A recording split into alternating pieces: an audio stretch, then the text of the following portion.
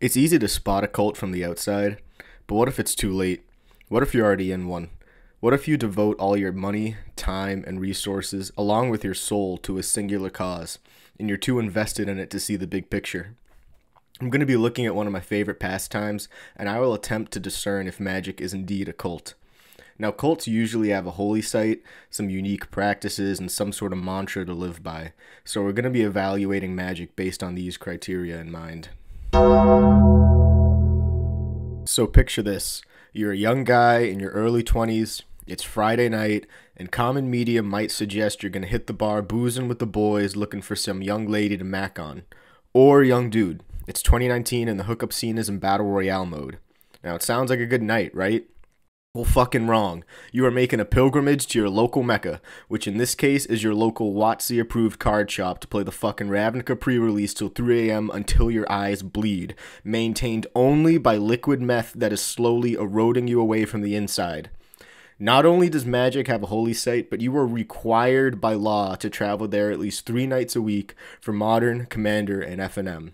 So looking at that, 1 point for Colt. Moving on. Classic cult setup is the whole, to reach the next echelon of insight, you must pay me the fine. It's a tale as old as time. Tom Cruise spent $1 million to become head alien of Scientology, and that's just the way she goes. Now, let's look at magic for a second now. Now, here's an example. You want to play basketball? All right, $20 for a ball, take it with your friends to the local park. Hey, you want to lift weights? All right, $20 to your local gym.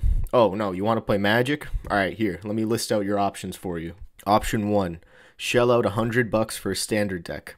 That's the entry level, that's serfdom level, and frankly, most people won't even spit in your general direction. You want to be in the big boy league? Alright bro, you got it. $1,000 for a modern deck and you're finally a second class citizen. You want to sit at the adults table now? Alright, foil that shit out for $3,000, man. Oh, wait, you want access to the inner circle now? Take out another student loan or get another mortgage for your $100,000 Black Lotus Godkiller deck. People bitch about $2 microtransactions in video games. Well, alright, play Magic. The game is a microtransaction. We are already sufficiently deep into our 401ks and we haven't even touched Commander yet, and you still have to foil out that legacy deck. And those box toppers, those are pretty fucking sweet, alright? The full art's pretty nice. 2-0 in favor of cult status. Moving on. Have you ever seen those documentaries where they interview cult members and they are just speaking saturated insanity? Like their sentences are grammatically correct, but it seems like the words were made with a random number generator. So, in the same line of thought, have you ever heard someone actually explain KCI combo and amulet combos? It's like hearing hieroglyphics spoken aloud. I consider myself a step above the casual player, but there are times when people are seriously offended by my inability to know a card's text off the top of my head just by hearing the name of it. The Jedi Archives aren't missing any information at FNM. People can literally tell you the price, home address, FICA number, and postal code for every card just by knowing the name of it. And they can do that for every card out there. And if that wasn't enough, there's an entire holy text of rules, timings, and intricacies that go along with this game that everyone seems to be able to spell it off at a moment's notice. 3-0, Cult takes the third round.